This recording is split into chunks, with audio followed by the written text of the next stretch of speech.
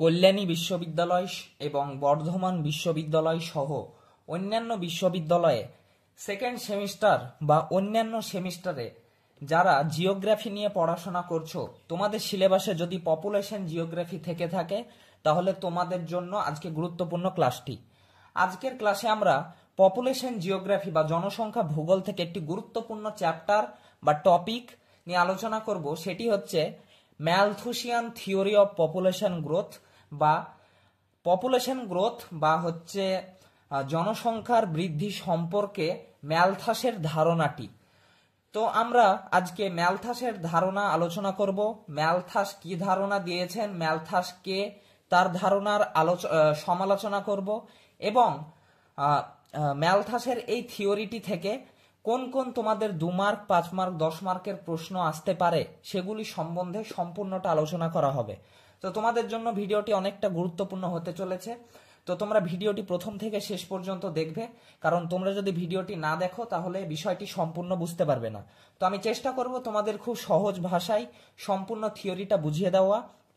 এবং বলে দিই, এটা যেহেতু ফোনে রেকর্ড হচ্ছে এই ক্লাসটি, তো যদি কোয়ালিটি একটু কম হয় তাহলে তোমরা ইউটিউবে যখন ভিডিওটি দেখবে তখন তোমরা কোয়ালিটিটি একটু বাড়িয়ে নেবে, 480 পিক্সেল বা 720 পিক্সেল করে নেবে, তাহলেই তোমরা সম্পূর্ণ লেখাটুকু তোমরা বুঝতে পারবে। তো শুরু করছি ভিডিওটি। তো ম্যালথাস কে ছিলেন এবং ম্যালথাস কোন থিওরি দিয়েছেন এটা বোঝার আগে আমাদেরকে দুটো বিষয় বুঝতে হবে। সেটা হচ্ছে, 1 নম্বর হচ্ছে পপুলেশন গ্রোথ কাকে বলা হয়। পপুলেশন গ্রোথ একটা বিষয় এবং 2 নম্বর বিষয় হচ্ছে পপুলেশন প্রবলেম।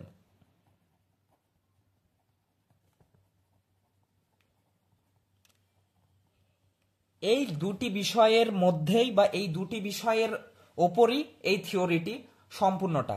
তো পপুলেশন গ্রোথ বলতে কি বোঝায়? পপুলেশন গ্রোথ মানে হচ্ছে জনসংখ্যা বৃদ্ধি। তো জনসংখ্যা বৃদ্ধি কাকে বলে? নারী এবং পুরুষের, অর্থাৎ মেল এবং ফিমেলের স্বাভাবিক দৈহিক কার্যক্রমের ফলে যখন সন্তান জন্মগ্রহণ করতে থাকে, তার ফলে জনসংখ্যার যে ক্রমবর্ধমানতা দেখা যায়, সেই ঘটনাকেই বা তাকেই বলা হয় পপুলেশন গ্রোথ বা জনসংখ্যা বৃদ্ধি। তো জনসংখ্যা বৃদ্ধি এই বিষয়টি তোমরা বুঝতে পারছো যে নারী এবং পুরুষের দৈহিক বা স্বাভাবিক দৈহিক কার্যক্রমের ফলে, অর্থাৎ ফার্টিলিটি বা প্রজননের ফলে জনসংখ্যার ক্রমবর্ধমানতাকে বলা হয় জনসংখ্যা বৃদ্ধি। এবার 2 নম্বর হচ্ছে পপুলেশন প্রবলেম কাকে বলা হয়। পপুলেশন প্রবলেম, জনসংখ্যা বৃদ্ধি এটা কোনো প্রবলেম নয় বা এটা কোনো বিষয় নয়, কিন্তু জনসংখ্যা বৃদ্ধি যদি অনেকটা বেশি হয়ে যায়, অর্থাৎ সম্পদ, আমরা সম্পদের বিষয়টি বুঝবো। সম্পদ বা রিসোর্স, এখানে রিসোর্স বলতে বোঝানো হয়েছে মানুষের খাদ্য, তারপর বস্ত্র, তারপর থাকার জায়গা বা বাসস্থান ইত্যাদিকে বলা হয়েছে রিসোর্স, বা ফুড সাপ্লাই, এগুলোকে বলা হয়েছে রিসোর্স। তো যদি রিসোর্স বা সম্পদের তুলনায় যদি জনসংখ্যা বেশি হয়ে যায়, তখন পপুলেশন প্রবলেম সৃষ্টি হয় বা জনসংখ্যার সমস্যা সৃষ্টি হয়। মানে তোমাদের বিষয়টা যদি বোঝায়, তাহলে ধরো তুমি একটা ছেলে, তো তোমার ইনকাম হচ্ছে 100 টাকা, তোমার ইনকাম হচ্ছে 100 টাকা। তুমি বিয়ে করলে তো তোমার খরচ হচ্ছে, ধরে নিলাম 30 টাকা, তোমার খরচ হচ্ছে 30 টাকা। এবার তুমি বিয়ে করলে, তোমার বউ সমেত তোমার খরচ হলো 30 টাকা, তাহলে 60 টাকা খরচ হচ্ছে। তোমার ইনকাম হচ্ছে 100 টাকা, 60 টাকা খরচ হচ্ছে, মানে তোমার টাকা জমছে, 40 টাকা জমছে।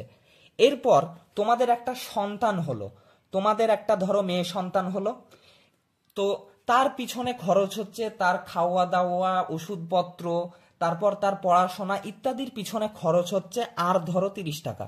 তো তোমাদের টোটাল খরচ হলো 90 টাকা। এখন পর্যন্ত তোমাদের 10 টাকা তোমাদের মানে বাঁচছে।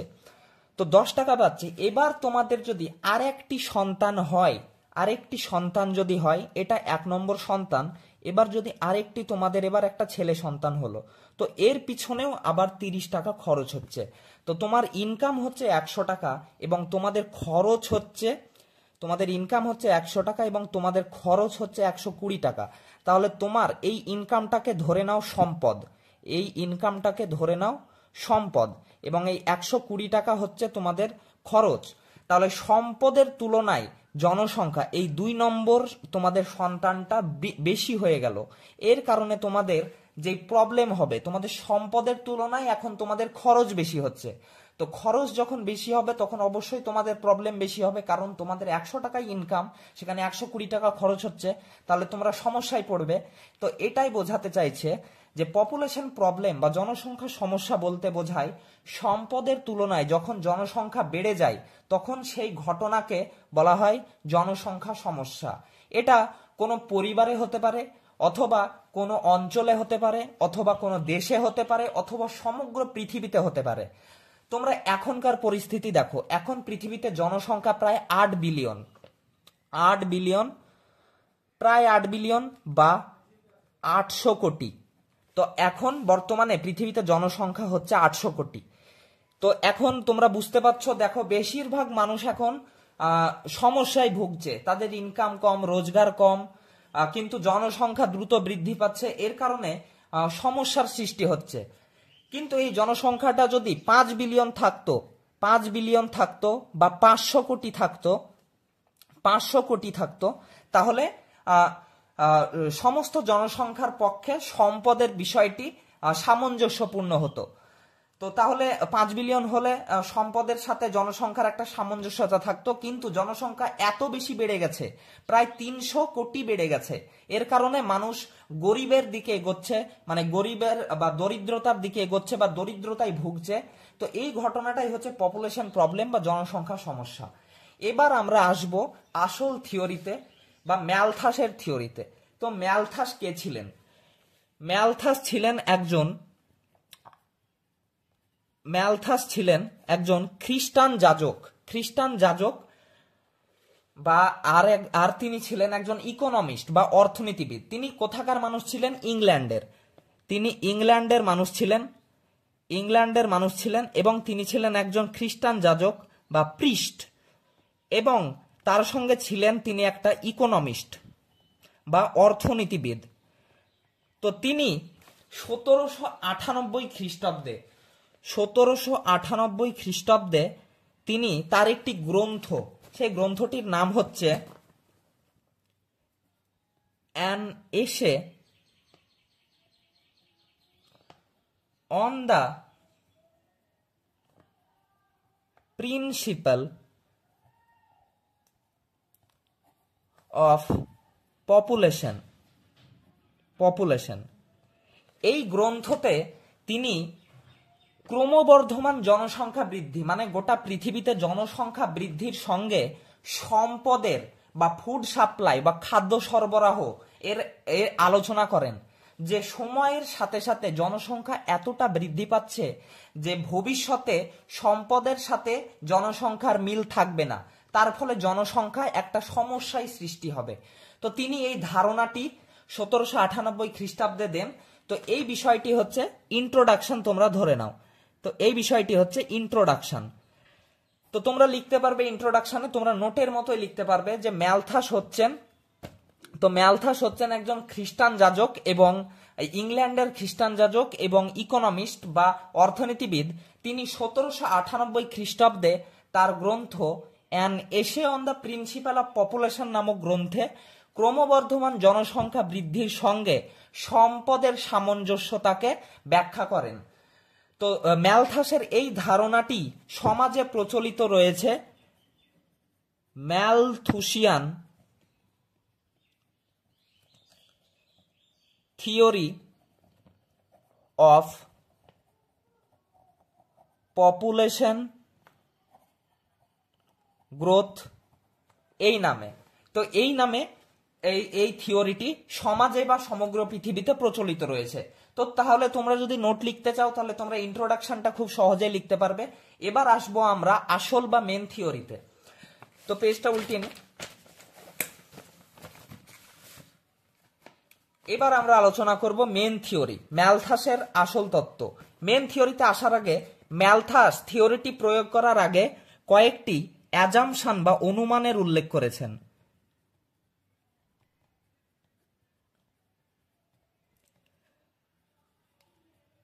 তোমাদের এই অ্যাজাম্পশন বা অনুমানগুলো বুঝতে হবে। এই অনুমানগুলো যদি বুঝে নাও তোমরা, তাহলে তোমাদের জন্য থিওরিটা খুবই সহজ হয়ে যাবে।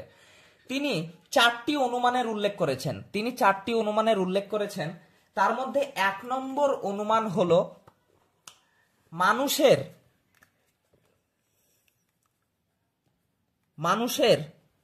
বেঁচে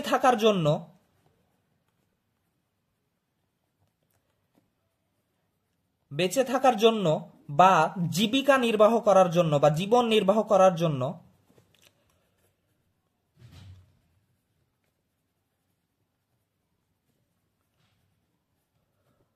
সম্পদের প্রয়োজন। এখানে আমরা সম্পদ বলতে আগেই বলেছি, সম্পদ বলতে এখানে বোঝানো হয়েছে খাদ্য বা ফুড, তারপর হচ্ছে বস্ত্র বা ক্লোথ, তারপর হচ্ছে বাসস্থান বা হ্যাবিট্যাট। তো এই তিনটি জিনিস হচ্ছে মানুষের দরকার, সর্বজনীন মানুষের দরকার। এই তিনটি জিনিস ছাড়া মানুষ কোনো মতেই পৃথিবীতে বেঁচে থাকতে পারবে না। মানুষের খাদ্য দরকার, বস্ত্র দরকার এবং বাসস্থান দরকার। তো তিনি তার প্রথম অনুমানে বলেছেন যে সমগ্র পৃথিবীতে মানুষের বেঁচে থাকার জন্য বা জীবন নির্বাহ করার জন্য সম্পদের প্রয়োজন। তো এই কথাটি তিনি প্রথম অনুমানের উপর উল্লেখ করেছেন। তো ম্যালথাসের এই থিওরিটি 4টি অনুমানের উপর ভিত্তি করে প্রতিষ্ঠিত। এই 4টি অনুমান যদি তোমরা ভালো করে বুঝে নাও, তাহলে তোমাদের জন্য থিওরিটি বোঝা অত্যন্ত সহজ হয়ে যাবে। 2 নম্বর অনুমানে তিনি বলেছেন ফার্টিলিটি এর কথা বলেছেন। ফার্টিলিটি মানে এখানে বোঝাতে চেয়েছেন তিনি যে সমগ্র পৃথিবীতে বা সমগ্র বিশ্বে পুরুষ এবং নারীর একে অপরের প্রতি আকর্ষণ সর্বজনীন। মানে পৃথিবীতে পুরুষ এবং নারী সব জায়গায় একে অপরের প্রতি আকর্ষণ রয়েছে এবং এই আকর্ষণের ফলেই জনসংখ্যা বৃদ্ধি পেতে থাকবে। এটা তিনি 2 নম্বর অনুমানে বলেছেন। 3 নম্বর অনুমান তিনি বলেছেন জনসংখ্যা বৃদ্ধি বা পপুলেশন গ্রোথ। তো তিনি পপুলেশন গ্রোথের অনুমানে তিনি বলেছেন পপুলেশন গ্রোথ বা জনসংখ্যা বৃদ্ধি হয় গুণোত্তর প্রগতিতে বা জিওমেট্রিক প্রোগ্রেশন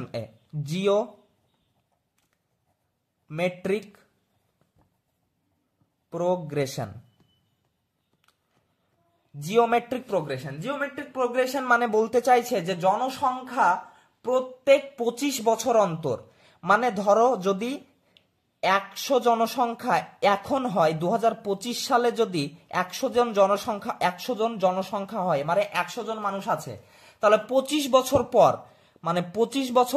2050 আসবে। 2050-এ জনসংখ্যা হবে 200 জন। এরপর আবার যখন 2075 আসবে তখন জনসংখ্যা হবে 400 জন। মানে গুণোত্তর প্রগতিতে বা জিওমেট্রিক প্রোগ্রেশনে বৃদ্ধি পাচ্ছে, মানে প্রত্যেক 25 বছর অন্তর জনসংখ্যা দ্বিগুণ হারে বৃদ্ধি পাবে। আর 4 নম্বর অনুমানে তিনি বলেছেন রিসোর্স গ্রোথ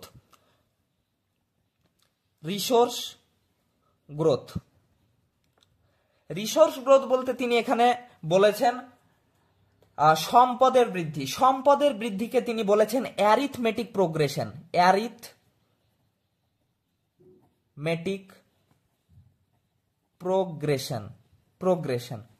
অ্যারিথমেটিক প্রোগ্রেশন বলতে বোঝায়, ধরা যাক 2025 সালে সম্পদ রয়েছে 100 ইউনিট সম্পদ রয়েছে, আমরা সম্পদটাকে ইউনিটে ধরলাম। এবার 2050 সালে বা 25 বছর পর 2050 সালে এই সম্পদটা হবে 200 ইউনিট। আবার 25 বছর পর 2075 সালে এই সংখ্যাটা হবে 300 ইউনিট। মানে 1, 2, 3, 4, 5 এইভাবে বাড়বে। মানে অ্যারিথমেটিক প্রোগ্রেশনে বাড়বে বা সমান্তর প্রগতিতে বাড়বে। এবং জিওমেট্রিক প্রোগ্রেশন মানে এখানে বোঝানো হয়েছে 2, 4, 8, 16, 32, মানে দ্বিগুণ হারে প্রত্যেক বছর বাড়বে। কিন্তু এখানে 1, 2, 3, 4, 5 বা সমান্তর প্রগতিতে, মানে 100 ইউনিট ছিল 2025 সালে, 2050 সালে হবে 200 ইউনিট, 2075 সালে হবে 300 ইউনিট। কিন্তু এটাই যখন কিন্তু জনসংখ্যা আবার 2021 সালে এটা হবে 800 জন। তো তাহলে জনসংখ্যা এবং সম্পদের মধ্যে বৃদ্ধির একটা সম্পর্ক রয়েছে। সেই সম্পর্কটা এবার আমরা মেন থিমে বা মেন থিওরিতে আলোচনা করব। তো মেন থিওরিতে এবার আমরা মেন থিওরি আলোচনা করব। মেন থিওরি,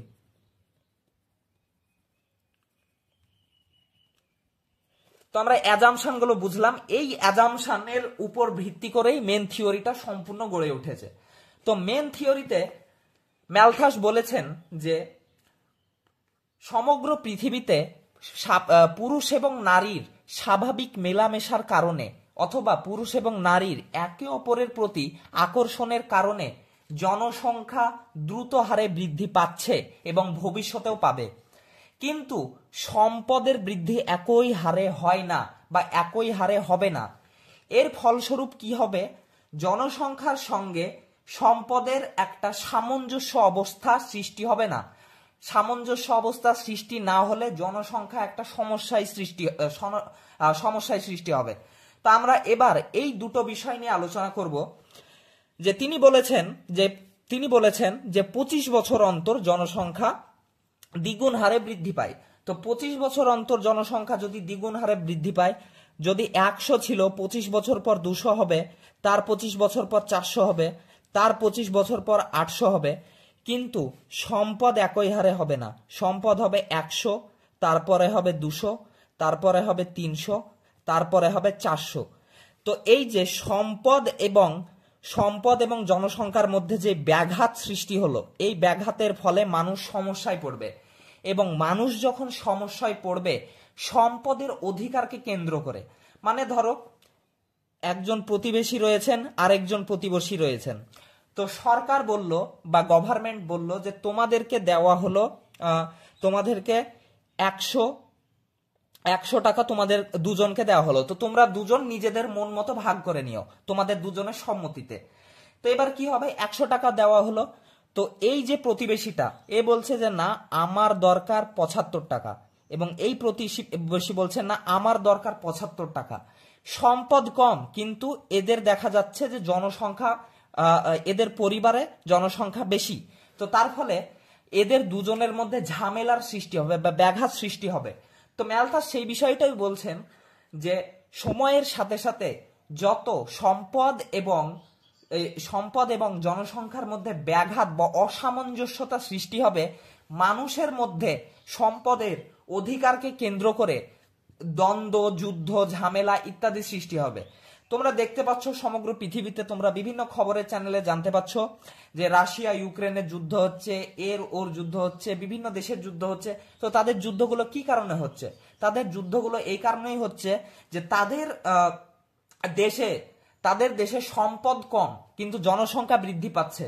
তো সেই জনসংখ্যার চাহিদা মেটানোর জন্য অন্য দেশের বা অন্য একটা অঞ্চলের সম্পদকে তারা হাতিয়ে নিতে চায় বা তারা নিজের দেশের অন্তর্ভুক্ত করতে চায়। তাহলে তার ফলে তারা নিজের দেশের মানুষের জনসংখ্যার ভরণ পোষণ করতে পারবে ভালো করে। কিন্তু যদি তারা এটা না করে তাহলে তাদের আরো সমস্যায় সৃষ্টি হবে। জনসংখ্যার যেই ক্রমবর্ধমান বৃদ্ধি হচ্ছে সেই দেশে, তো সেই দেশে জনসংখ্যা খেতে পাবে না, ঠিকঠাক জীবনযাপন করতে পারবে না। তো তারা কি চায়? তারা চায় অন্য দেশের সম্পদকে তারা লুটে নিতে চায় বা অন্য দেশের জনসংখ্যা নিজের অধীনস্থ করতে চায়। তো এই বিষয়টাই ম্যালথাস অনেক দিন আগে বলেছেন, 1798 সালে বা প্রায় 225 বছর আগে তিনি বলে দিয়েছেন যে ভবিষ্যতে সম্পদ এবং মানুষের বা জনসংখ্যার একটা ব্যাঘাত সৃষ্টি হবে। এই ব্যাঘাতের ফলে সমগ্র পৃথিবীতে বিভিন্ন দ্বন্দ্ব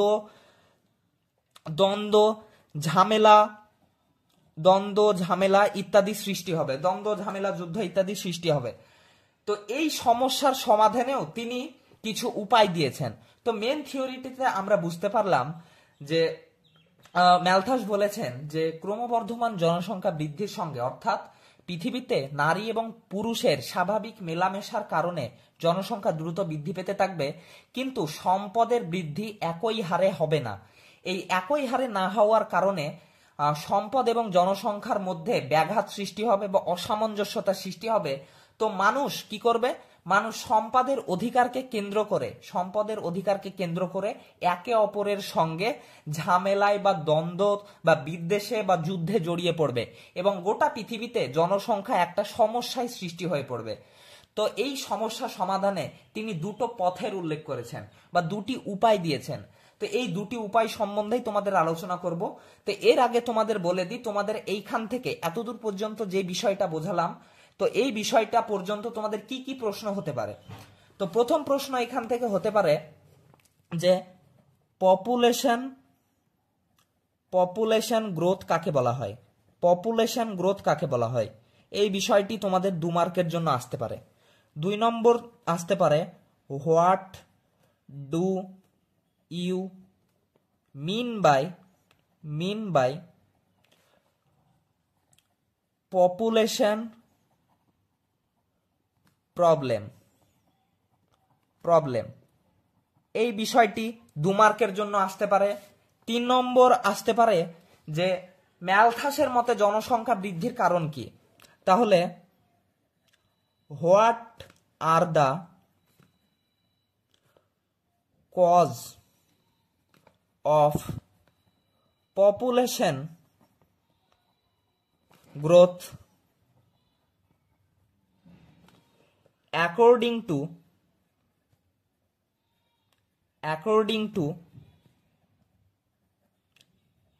ম্যালথাস।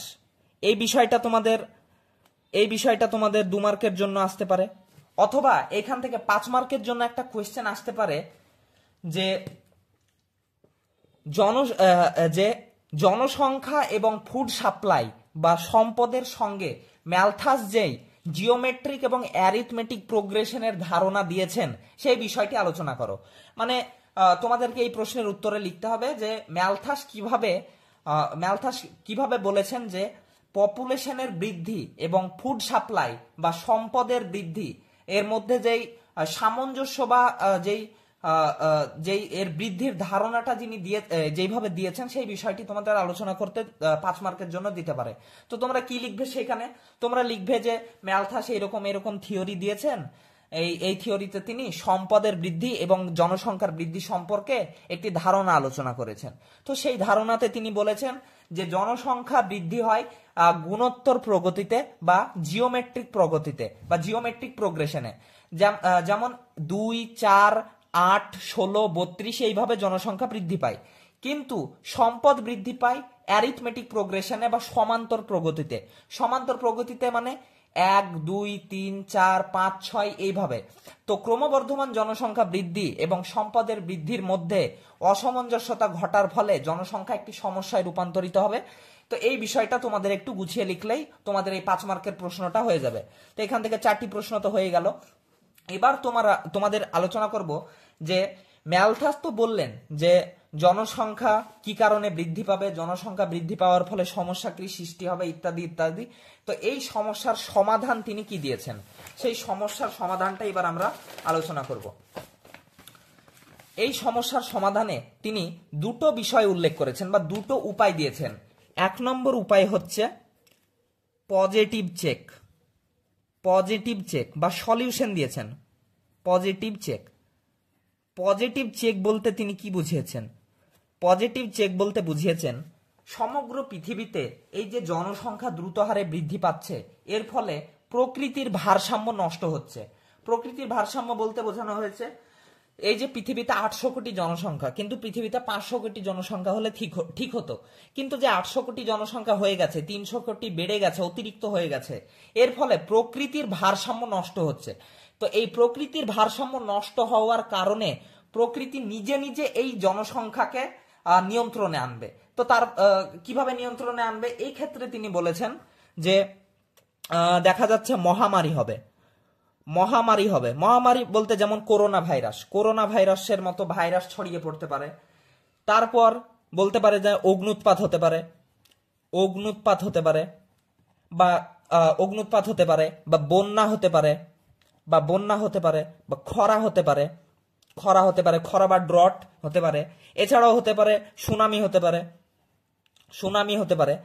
তো তিনি বলেছেন যে জনসংখ্যার যে বৃদ্ধির ফলে প্রকৃতির ভারসাম্য নষ্ট হচ্ছে, তো প্রকৃতি নিজে নিজেই বিভিন্ন বিষয় নিজের পৃথিবীতে সৃষ্টি করে জনসংখ্যাকে কমিয়ে দেবেন। যেমন মহামারী সৃষ্টি করে পৃথিবীতে জনসংখ্যা কমিয়ে দেবে, অথবা অগ্নুৎপাত হলো যে প্রচুর মানুষ মারা গেল, বা বন্যা হলো, বন্যার ফলে প্রচুর মানুষ মারা গেল, খরা হওয়ার কারণে ফসল বেশি হলো না, ফসল বেশি না হওয়ার কারণে মানুষ মারা গেল, খেতে পেল না। সুনামি হওয়ার ফলে সমুদ্র উপকূলবর্তী এলাকাগুলিতে মানুষের প্রচুর ক্ষয়ক্ষতি হলো, মারা গেল। এর ফলে জনসংখ্যা নিজে নিজেই আবার 800 কোটি জনসংখ্যা ছিল, সেখান থেকে 300 কোটি মারা গেল, দিয়ে 500 কোটি জনসংখ্যা হলো। এর ফলে সামঞ্জস্যতার সৃষ্টি হলো। তো তিনি বলছেন যে প্রকৃতি নিজে নিজেই এই বিষয়টা করে নেবে, যে নিজে নিজেই প্রকৃতি বিভিন্ন জিনিস বা বিভিন্ন বিষয় বা বিভিন্ন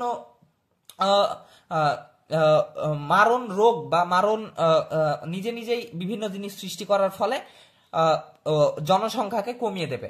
তো এই বিষয়টাকেই বলা হয়েছে পজিটিভ চেক। তো পজিটিভ চেক এই বিষয়টাকে বলা হয়েছে। এবং 2 নম্বর বিষয় তিনি বলেছেন প্রিজারভেটিভ চেক।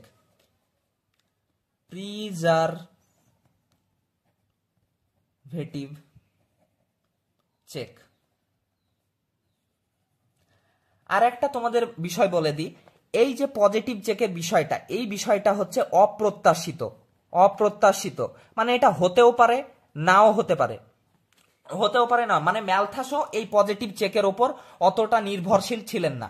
এই কারণে তিনি প্রিজারভেটিভ চেকের উপর বেশি গুরুত্ব দিয়েছেন। তো তিনি প্রিজারভেটিভ চেককে জনসংখ্যার সলিউশন হিসাবে বলেছেন যে মানুষ বা সমাজের কিছু মানুষ নিজেরা জাগ্রত হয়ে কি করবে? বিয়ে করবে না। বিয়ে না করার ফলে বাচ্চা হবে না, বাচ্চা না হওয়ার ফলে জনসংখ্যা বৃদ্ধি পাবে না, এই কথাটা তিনি বলেছেন। অথবা বলেছেন লেট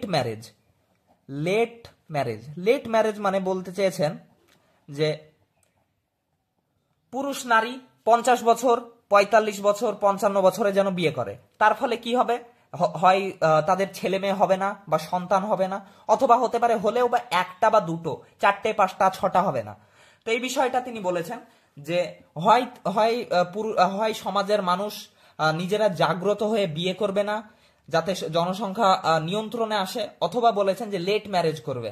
যেমন তোমরা বিষয়টা জানো যে পুরুষ এবং নারীর যত বয়স বৃদ্ধি পেতে থাকবে, বয়স বৃদ্ধি পেতে থাকার কারণে তাদের সন্তান জন্মদানের ক্ষমতা দিন দিন কমে আসতে থাকে। নারীদের যেমন 35 বছর বয়স পার হয়ে গেলেই তাদের সন্তান জন্মদানের ক্ষমতা আস্তে আস্তে কমতে থাকে এবং 45 বছর 50 বছরে সম্পূর্ণ শেষ হয়ে যায়। এবং পুরুষের ক্ষেত্রে কি হয় যে 40 বছর 45 বছর থেকে তাদের সন্তান জন্মদানের ক্ষমতা কমতে থাকে এবং 55-60 বছরে বা 65 বছরে সম্পূর্ণ শেষ হয়ে যায়। এর ফলে এই ঘটনার পরিপ্রেক্ষিতেই ম্যালথাস বলেছেন যে হয় কিছু মানুষ বিয়ে করবে না, অথবা বিয়ে করলেও যেন দেরিতে করে, মানে বৃদ্ধ বয়সের কাছাকাছি বয়সে করে, তাহলে তাদের সন্তান কম হবে। সন্তান কম হওয়ার ফলে জনসংখ্যা আস্তে আস্তে নিয়ন্ত্রণে আসবেন। তো এই বিষয়টাই তিনি বেশি করে গুরুত্ব দিয়েছেন, এই বিষয়টাকে বেশি করে গুরুত্ব দেননি, পজিটিভ চেককে বেশি করে গুরুত্ব দেননি।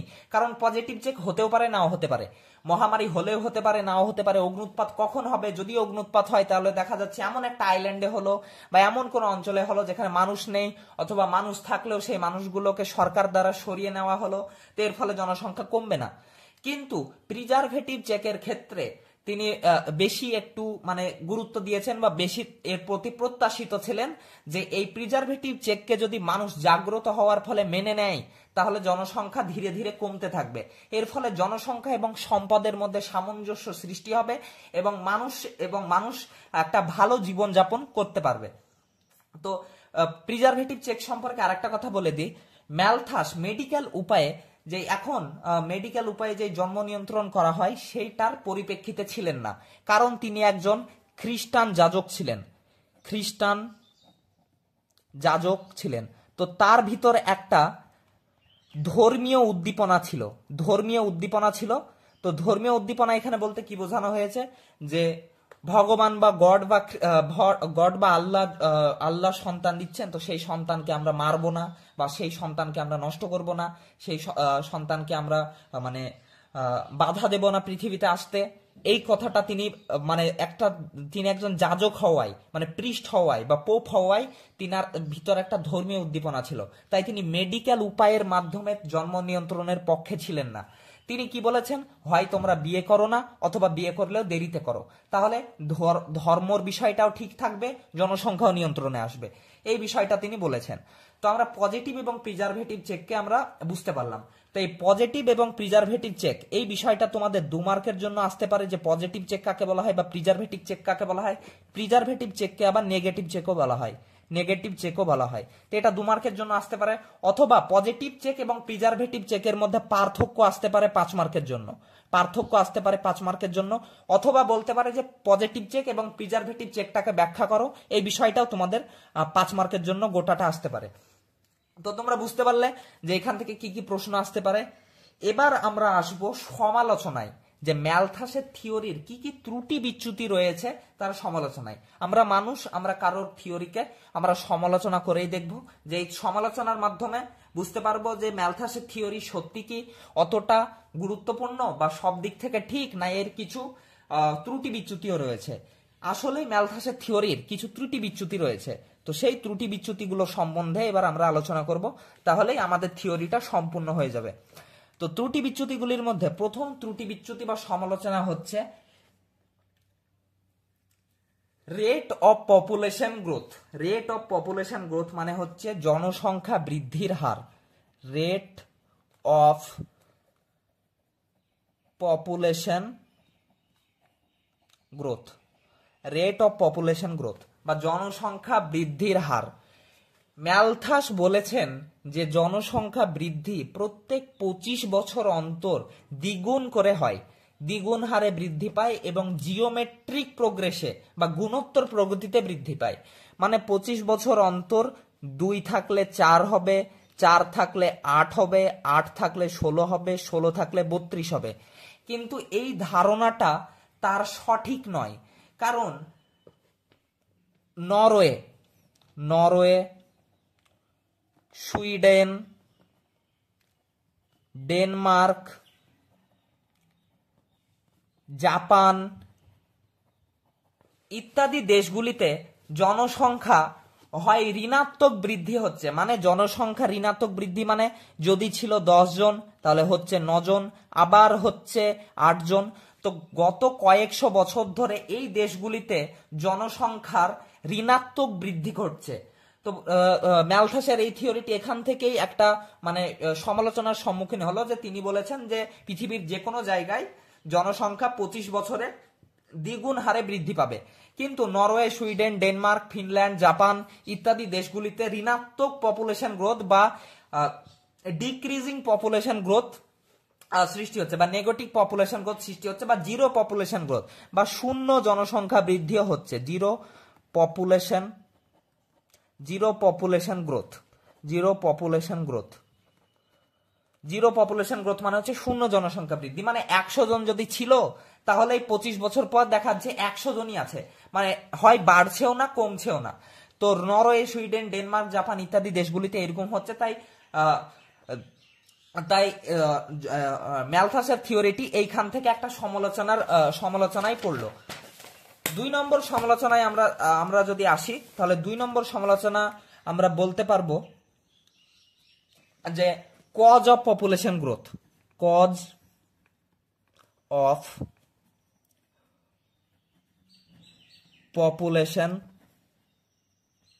Growth, cause of population growth. Cause of population growth মানে হচ্ছে জনসংখ্যা বৃদ্ধির কারণ। ম্যালথাস জনসংখ্যা বৃদ্ধির কারণ হিসাবে কি বলেছেন, যে ফার্টিলিটিকে তিনি জনসংখ্যা বৃদ্ধির কারণ হিসাবে উল্লেখ করেছেন। ফার্টিলিটি মানে আগেই বলেছিলাম যে পুরুষ এবং নারীর স্বাভাবিক দৈহিক কার্যক্রমের ফলে জনসংখ্যা দ্রুত হারে বৃদ্ধি পাচ্ছে, এই ঘটনাকেই পপুলেশন গ্রোথ বলা হয়। তো এই কারণে ফার্টিলিটির কারণে জনসংখ্যা বৃদ্ধি পাচ্ছে। তো ম্যালথাস এই ধারণাটা দিলেও এই ধারণাটা একমাত্র কারণ নয়, যে ফার্টিলিটি একমাত্র কারণ নয় জনসংখ্যা বৃদ্ধির। জনসংখ্যা বৃদ্ধির আরো অনেক কারণ রয়েছে। ক্লাইমেট রয়েছে বা জলবায়ু জনসংখ্যা বৃদ্ধির কারণ হিসাবে রয়েছে। তারপর রয়েছে তোমার economical condition, economical condition condition বা অর্থনৈতিক অবস্থা। অর্থনৈতিক অবস্থা জনসংখ্যা বৃদ্ধির একটি গুরুত্বপূর্ণ কারণ। তো ইকোনমিক্যাল কন্ডিশন বা অর্থনৈতিক কারণ কিভাবে জনসংখ্যা বৃদ্ধির কারণ, এই বিষয়টা আমরা বোঝার জন্য মার্কসের থিওরি থেকে একটু ধারণা নিচ্ছি। যে মার্কস বলেছেন যে যদি মানুষ দরিদ্র হয়, মানে দেখা যাচ্ছে একটা দেশের জনসংখ্যার বেশিরভাগ মানুষই দরিদ্র, তো মানুষ যদি দরিদ্র হয় তাহলে তারা কি চাইবে, যে আমাদের যেন 3টে 4টে 5টা 6টা ছেলে হয়।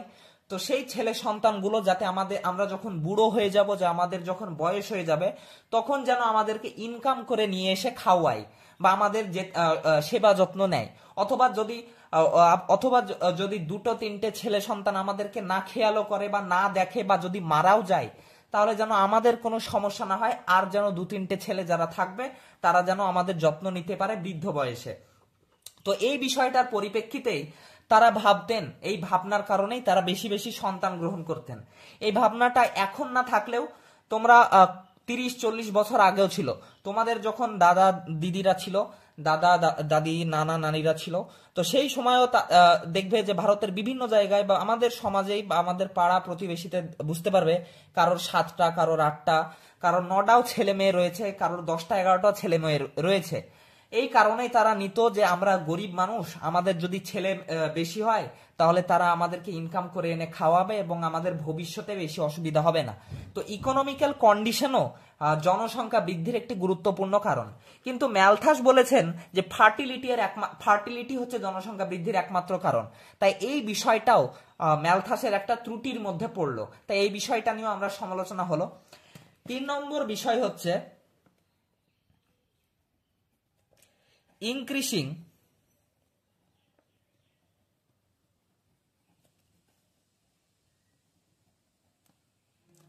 resource efficiency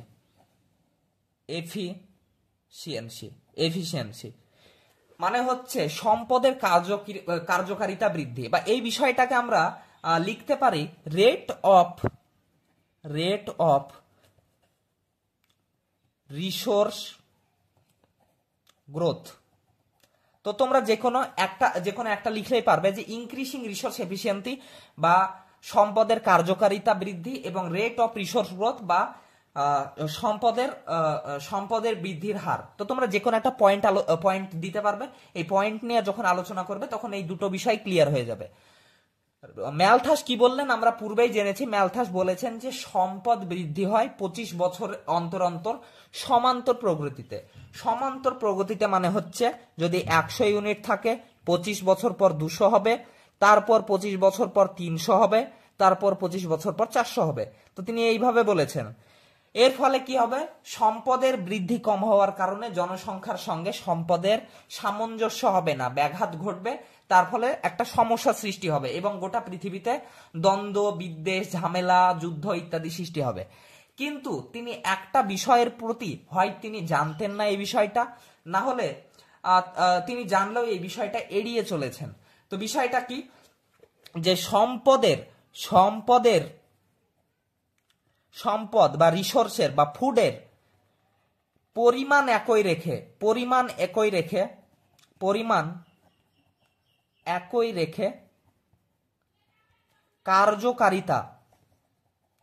কার্যকারিতা বহুগুণ বাড়ানো যায়। এই বিষয়টা তিনি ঠিকঠাক জানতেন না, বা জানলেও তিনি এড়িয়ে চলেছেন, বা এটা তার ভুল হয়েছে। যে কি ভুল হয়েছে, ধরো একটা জমি, এই একটা জমির উপর একটাই দেখা যাচ্ছে বাড়ি হতে পারে, একটাই বাড়ি হতে পারে। তো দেখা যাচ্ছে তোমার বাবা এবং তোমার বাবা একজন এবং তোমরা 3 ভাই আছো। তো তোমার বাবার জাস্ট 1 কাঠা জমি আছে, 1 কাঠা জমি আছে। এই 1 কাঠা জমির উপর, 1 কাঠা জমির উপর একটাই ঘর রয়েছে। তো তোমরা এবার জেদ ধরলে যে বাবা আমরা বড় হয়ে গেছি, আমরা বিয়ে করব, আমাদের আলাদা আলাদা ঘর দরকার, আমরা আলাদা প্রাইভেসি মেনটেন করে থাকবো। তো আমি আমার ভাইদের সঙ্গে থাকবো না বা তোমাদের সঙ্গে থাকবো না, তো আমরা 3 ভাই আলাদা আলাদা করে থাকবো। তো তোমার বাবার অত টাকা পয়সা নেই, দেখা যাচ্ছে অত টাকা পয়সা নেই যে তোমাদের 3 ভাইকে, নিজের তো ঘর একটা আছেই, তো 3 ভাইকে দেখা যাচ্ছে আরো 3টে জমি কিনে 3টে আবার বাড়ি করে দিতে তার টাকা পয়সা নেই, তোমার বাবার টাকা পয়সা অত নেই। তো তিনি পারছেন না, তো তিনি একটা বুদ্ধি খাটিয়ে কি করলেন, যে এই বাড়িটাই, এই জমিটাই, একটাই জমির উপর আগে একটা বাড়ি ছিল, আগে একটা দেখা যাচ্ছে বাড়ি ছিল, এর উপর তিনি কি করলেন, আর একটা দ্বিতল বাড়ি করলেন, তার উপর আর একটা বাড়ি করলেন, তার উপর একটা বাড়ি করলেন। তো তিনি একটা বাড়ির উপরে আরো 3টে ঘর করলেন। এর ফলে তোমরা 3 ভাই উপরে উপরে উপরে বিভিন্ন তলায় থাকতে পারবে, নিজেদের প্রাইভেসি মেনটেন করে থাকতে পারবে। তো তোমাদের 3জনেরই সমস্যা ঠিক হলো এবং তোমার বাবাকে অত টাকাও খরচ করতে হলো না, অত টাকাও খরচ করতে হলো না। তো আমরা কি দেখলাম এখানে, যে এই জমিটাই হচ্ছে সম্পদ। তো এই সম্পদের পরিমাণকে একই রাখলাম, মানে 1 কাঠা জমি থাকলো, এই 1 কাঠা জমিতেই আমরা কি করলাম, একটা বাড়ির উপর আর একটা বাড়ি, আর একটা বাড়ির উপর আর একটা বাড়ি, আর একটা বাড়ির উপর আর একটা বাড়ি, এইভাবে আমরা সম্পদের পরিমাণ একই রেখে এই সম্পদ বা এই জমিটার কার্যকারিতা 3 গুণ 4 গুণ বাড়িয়ে দিলাম। তো তাহলে বোঝা গেল যে সম্পদের কার্যকারিতা বৃদ্ধি কিভাবে বাড়ানো যায়। তো আমরা এই বিষয়টা আরেকটু যদি তোমাদের বোঝাই, তাহলে বলতে পারবে যে আগে কি হতো, তোমাদের 1950 সালে বা 1950-52 সালে বা 60 সালের দিকে কি হতো, একটা জমি রয়েছে, এই একটা জমিতে ধরো ফসল হলো, তো ধান হলো, এই ধান হলো 2 কুইন্টাল, 2 কুইন্টাল 1 কাঠা জমিতে ধান হলো, 1 কাঠা জমিতে 2 কুইন্টাল ধান হলো। কিন্তু দেখা যাচ্ছে বিভিন্ন আধুনিক প্রযুক্তির কারণে কি হলো, আধুনিক প্রযুক্তির কারণে এই একই জমিতে সার, বিষ ইত্যাদি ইত্যাদি দেওয়ার ফলে, বিভিন্ন কীটনাশক দেওয়ার ফলে এই 1 কাঠা জমিতে ধানের পরিমাণ হলো এখন হচ্ছে 5 কুইন্টাল। তাহলে কি হলো, জমির পরিমাণ একই থাকলো, কিন্তু আমরা আধুনিক প্রযুক্তির মাধ্যমে এই একই পরিমাণ জমি রেখে আমরা এই ধানের পরিমাণকে 2 কুইন্টাল থেকে 5 কুইন্টাল করে দিলাম, মানে 3 কুইন্টাল বাড়িয়ে দিলাম। তো এটাই বোঝাতে চাইছে যে সম্পদের পরিমাণ একই রেখে তার কার্যকারিতা, মানে তার কাজকে আরো বহুগুণ বাড়ানো যায়, এই বিষয়টা তিনি জানতেন না। এই কারণে তিনি বলেছেন যে প্রত্যেক 25 বছর অন্তর সম্পদ সমান্তর প্রগতিতে বৃদ্ধি পায়, তার ফলে জনসংখ্যার সাথে সম্পদের ব্যাঘাত সৃষ্টি হবে এবং সমস্যা সৃষ্টি হবে। কিন্তু আমরা এখন জানতে পাচ্ছি যে পৃথিবীতে যে সম্পদ রয়েছে, সেই সম্পদের মাধ্যমেই সেই সম্পদের কার্যকারিতাকে আমরা বহুগুণ বাড়ানোর ফলে একটা অনেক বেশি জনসংখ্যার আমরা অভাব মেটাতে পারি। তো এই বিষয়টা তিনি জানতেন না, বা জানলেও তিনি এড়িয়ে চলেছেন বা ভুলে গেছেন। তাহলে এই বিষয়টা আমরা বুঝতে পারলাম। 3টে সমালোচনা আমাদের হলো। এরপর 4 নম্বর সমালোচনা। 4 নম্বর সমালোচনা কি বলতে পারি আমরা, যে error of positive check. Error মানে হচ্ছে ত্রুটি, error of positive check, error of positive check. তিনি যে বলেছেন যে প্রকৃতিতে জনসংখ্যা বৃদ্ধির কারণে প্রকৃতির ভারসাম্য হারাবে এবং এই ভারসাম্য হারানোর ফলে প্রকৃতি যুদ্ধ বিগ্রহ, তারপরে মহামারী ইত্যাদি ছড়ানোর মাধ্যমে, অগ্নুৎপাত, সুনামি ইত্যাদির ফলে জনসংখ্যাকে মানে কন্ট্রোল করবে। তো এই বিষয়টা ভুল আছে, যে প্রকৃতিতে এই সব ঘটনা অবশ্যই ঘটছে, যে মহামারী ঘটছে, তারপরে অগ্নুৎপাত ঘটছে, সুনামি ঘটছে ইত্যাদি ঘটছে, কিন্তু মেডিকেল পদ্ধতি, যাতায়াত ব্যবস্থা ইত্যাদি এত এখন উন্নত হয়ে গেছে যে ধরা গেল মহামারী ছড়িয়ে গেল, যারা করোনা ভাইরাস ছড়িয়ে গেল, তো করোনা ভাইরাস যদি আমাদের কাছে ভ্যাকসিন না থাকতো তাহলে মারা যেত কত, দেখা যাচ্ছে মারা যেত পৃথিবীতে প্রায় 30% মানুষ মরে ফুরিয়ে যেত। কিন্তু এখন মেডিকেল উপায় এতটা উন্নত হয়েছে যে আমরা সহজেই তার ভ্যাকসিনকে আবিষ্কার করলাম, এবং ভ্যাকসিনকে আবিষ্কার করার পর সেই ভ্যাকসিন আমরা গ্রহণ করলাম, এবং আমাদের যে মৃত্যুর পরিমাণ, সেই মৃত্যুর পরিমাণটা অনেক বেশি কমে গেল। মৃত্যুর পরিমাণ দেখা যাচ্ছে 8 লাখ 10 লাখ হলো, কিন্তু দেখা যাচ্ছে যদি এটা না হতো তাহলে 200 কোটিও মানুষ মারা যেতে পারতো। তো এর ফলে আমরা অল্প অল্প অল্প জনসংখ্যা হ্রাস হলো, কিন্তু আমরা মেডিকেল উপায়ের উন্নতির ফলে আমরা এই কঠিন অবস্থা থেকে ফিরে আসতে পারলাম। তো পজিটিভ চেকের মাধ্যমে তিনি বলেছেন যেটাতে প্রকৃতি নিজের উপায়ে জনসংখ্যাকে কন্ট্রোল করবেন, সেটা পুরনো যুগে যদি হলেও হতে পারতো, কিন্তু বর্তমান যুগে এটা হচ্ছে না, কারণ মেডিকেল উপায় এত ভালো হয়েছে, তারপর যাতায়াত ব্যবস্থা ভালো হয়েছে যে দেখা যাচ্ছে কোনো জায়গায় বন্যা হওয়ার ফলে প্রচুর মানুষের জীবন ঝুঁকিতে এলো। তখন সরকার কি করছে, হেলিকপ্টারের মাধ্যমে বা বোটের মাধ্যমে বা বিভিন্ন নৌকার মাধ্যমে সেই মানুষগুলিকে জীবনহানি থেকে বাঁচাচ্ছে। এই জীবনহানি থেকে বাঁচাচ্ছে, তা আধুনিক উপায়ে আমরা এই বিষয়টা থেকে অনেকটা এড়িয়ে চলতে পারি। তো এরর অফ পজিটিভ চেক, এই বিষয়টা আমরা সমালোচনার মধ্যে পড়লাম যে এটা পুরনো যুগে সম্ভব হলেও বা পূর্বের যুগে সম্ভব হলেও বা 300 বছর 200 বছর আগে সম্ভব হলেও এখনকার যুগে এই বিষয়টা আমরা অনেকটা এড়িয়ে কাটাতে পারি, যে অতটা মানুষের প্রাণহানি হবে না, ফলে এই বিষয়টা জনসংখ্যা হ্রাস করতে পারবে না। আর 5 নম্বর বিষয় আর একটা হচ্ছে error on preservative check. Error of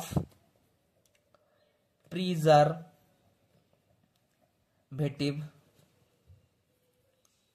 check. Error of preservative check আমরা বুঝতে পারলাম যে লেট ম্যারেজ, তিনি বলেছেন দেরিতে বিয়ে করো, হয় বিয়ে করো না। তো এই বিষয়টা মানুষ কতজন মানবে? গোটা পৃথিবীতে মানুষ খুব বেশি হলো 10 জন, 15 জন, 100 জন, 500 জন, 1000 জন মানবে। তো এর বেশি তো মানবে না। যে আমরা সমাজে জনসংখ্যা এত বৃদ্ধি পাচ্ছে, তার ফলে আমরা বিয়ে করব না বা আমরা দেরিতে বিয়ে করব। তো সমাজের প্রতি তো তাদের ওই রকম দায়িত্ব নেই, বা দায়িত্ব যদিও থাকে তো তারা তো এরকম একটা মানে নিজেদের স্বার্থ বাদ দিয়ে তো তারা বিয়ে করবে না। তো এই বিষয়টা অতটা আমরা এখন বুঝতে পারছি যে এই প্রিজারভেটিভ চেক সম্পর্কে তিনি যা বলেছেন, এই বিষয়টা তিনি যতটা বলেছেন যে এই বিষয়টা জনসংখ্যাকে কন্ট্রোল করবে, কিন্তু আসলে এই বিষয়টা জনসংখ্যাকে অতটা কন্ট্রোল করতে পারবে না। আবার তিনি বলেছেন যে তিনি মেডিকেল উপায়ের মধ্যে বা আধুনিক প্রযুক্তির মাধ্যমে জন্ম নিয়ন্ত্রণকে তিনি উপেক্ষা করেছেন, কারণ তিনি একজন খ্রিস্টান যাজক। তো এই ধর্মীয় উদ্দীপনার কারণে তিনি বলেছেন যে এই আমরা মেডিকেল উপায় ব্যবহার করব না, কিন্তু আমরা লেট ম্যারেজ এবং বিয়ে না করা ইত্যাদি বিষয়কেই আমরা জনসংখ্যা হ্রাসের পক্ষে প্রয়োগ করব। কিন্তু দেখা যাচ্ছে চায়নার মতো কান্ট্রি অথবা ইন্ডিয়ার মতো কান্ট্রিতে কি হচ্ছে, অন চাইল্ড পলিসি বা টু চাইল্ড পলিসি, মানে অন চাইল্ড পলিসি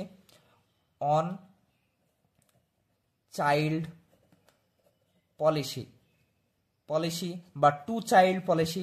তো এগুলো হচ্ছে যে চাইনাতে গোটা মানে চাইনার দেশ সরকার একটা নীতি বানিয়েছেন যে তোমরা একটার বেশি বা দুটোর বেশি ছেলে মেয়ে নিতে পারবে না, আর যদি নাও তাহলে তোমাদের যদি 3টে হয়ে যায় তাহলে তোমাদের জেল হতে পারে, অথবা যত তোমাদের জনসংখ্যা বা তোমাদের সন্তান বাড়তে থাকবে তত তোমাদের সরকারের পক্ষ থেকে যে বিভিন্ন যে তোমরা সাহায্যগুলো পাও বা যে সরকারি চাকরিগুলো তোমরা করতে পারো সেগুলো তোমরা পাবে না। তো এই অন চাইল্ড এবং টু চাইল্ড পলিসি প্রয়োগের মাধ্যমে ইন্ডিয়া এবং চায়নার মতো দেশ যেখানে জনসংখ্যা এত এত এত বেশি বৃদ্ধি পাচ্ছে, তো তারাও আস্তে আস্তে কন্ট্রোলে আসছে, আর মোটামুটি 25 বছর বা 50 বছরে এই কন্ট্রোলটা আরো ভালো হয়ে যাবে। তো তিনি বলেছেন যে মেডিকেল উপায়ে তিনি বলেছেন যে জন্ম নিয়ন্ত্রণ করা যাবে না, কিন্তু ইন্ডিয়া এবং চায়নার মতো দেশ এই উপায়গুলো কাজে লাগিয়েই তারা নিজেদের জনসংখ্যাকে অনেকটা নিয়ন্ত্রণ করছে। তো এই বিষয়টাও তার সমালোচনার মধ্যে পড়ছে। এবং লাস্ট একটা আলোচনা করব, সেটা হচ্ছে জিওগ্রাফিক্যাল লিমিটেশন।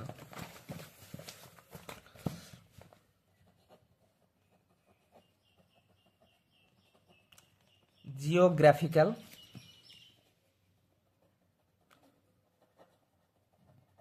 লিমিটেশন।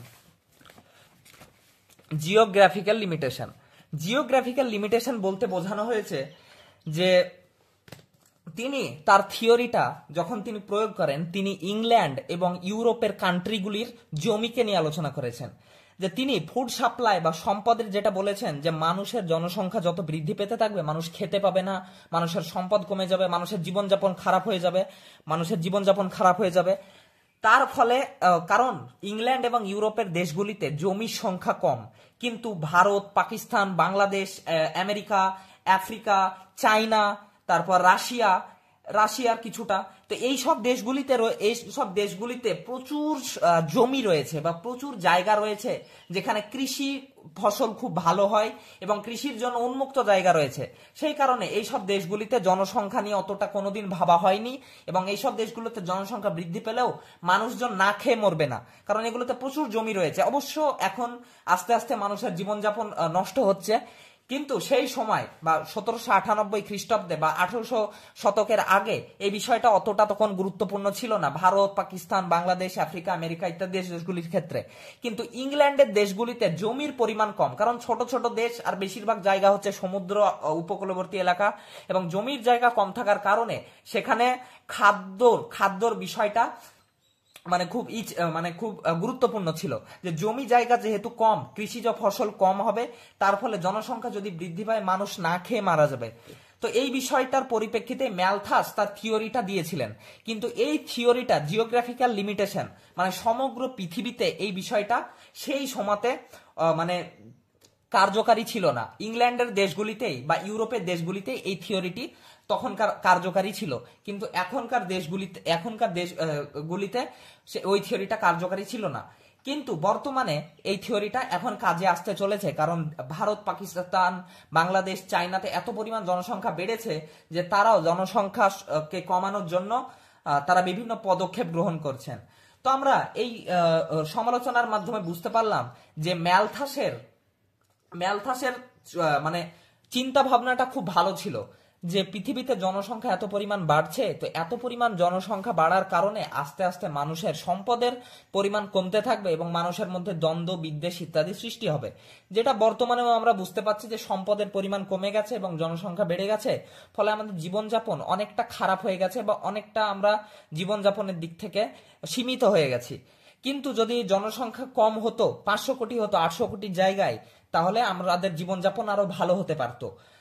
তো ম্যালথাসের চিন্তা ভাবনাটা ভালো ছিল, কিন্তু ম্যালথাসের থিওরির বিভিন্ন ত্রুটি বিচ্যুতিও ছিল। এই যে আমরা 6টা সমালোচনা করলাম, তো এই ত্রুটি বিচ্যুতিগুলোই আমরা লিখতে পারি যে ত্রুটি বিচ্যুতিগুলি থাকার কারণে সেই সময়তে বা এখনো এই থিওরিটা অতটা কার্যকারী নয়। তবে এই থিওরিটা ফেলে দেওয়ার মতো নয়। এই থিওরিটার মাধ্যমে আমরা জনসংখ্যার বৃদ্ধি এবং সম্পদের হ্রাসের যেই অসামঞ্জস্যতা সৃষ্টি হচ্ছে, সেই বিষয়টা নিয়ে আমরা চিন্তা ভাবনা করতে পারি এবং করছি। এর ফলে আমরা ভবিষ্যতে যাতে জনসংখ্যাকে সীমিত রেখে বা জনসংখ্যাকে নিয়ন্ত্রণ করে আমরা আমাদের জীবনযাপনকে ভালো করতে পারি এবং আমাদের ভবিষ্যৎ প্রজন্মকে আমরা যেন একটা ভালো লাইফ দিতে পারি। তো এই বিষয়টা ম্যালথাস আলোচনা করেছেন, যেটা খুব ভালো ছিল ম্যালথাসের এই চিন্তা ভাবনাটা। তো আমরা এই পর্যন্ত এই থিওরিতে আলোচনা করলাম। তো তোমরা অবশ্যই যদি আমার কথাগুলো ভালো করে শুনে থাকো, তাহলে তোমরা এই থিওরি সম্বন্ধে যদি তোমাদের পরীক্ষাতে আসে, তাহলে তোমরা নিশ্চিন্তে 5-6 পেজ আরাম করে লিখে আসতে পারবে। তোমরা প্রথমে ইন্ট্রোডাকশন দিবে, তারপর অ্যাজাম্পশন দিবে, তারপর মেন থিওরি দেবে, তারপরে তোমরা দেবে সলিউশন হিসেবে আমরা দুটো জিনিস আলোচনা করেছি, প্রিজারভেটিভ চেক এবং পজিটিভ চেক। তারপরে তোমরা ক্রিটিসিজম দিবে, মানে হচ্ছে সমালোচনা। সব শেষে তোমরা কনক্লুশন বা উপসংহার দিয়ে থিওরিটি কমপ্লিট করে দেবে।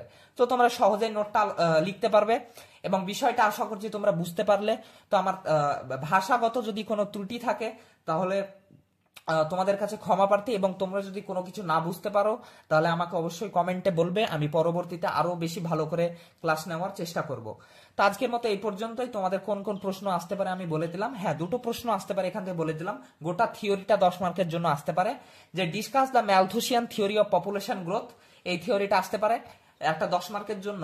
অথবা আসতে পারে discuss the ম্যালথুসিয়ান theory of population growth with criticism, মানে সমালোচনা সহ ম্যালথাসের তত্ত্বটি আলোচনা করো। তো এই দুটো কোয়েশ্চেন তোমাদের 10 মার্কের জন্য আসতে পারে। এছাড়াও তোমাদের বললাম যে বিভিন্ন কোয়েশ্চেনগুলি 5 মার্কের জন্য বা 2 মার্কের জন্য আসতে পারে। তো তোমরা আশা করছি বিষয়টা বুঝতে পারলে, এবং যদি তোমার ক্লাসটা ভালো লাগে তাহলে অবশ্যই ফিডব্যাক দেবে কমেন্ট বক্সে, এবং ভবিষ্যতেও তোমাদের এইভাবে ক্লাস নেওয়ারই চেষ্টা করব।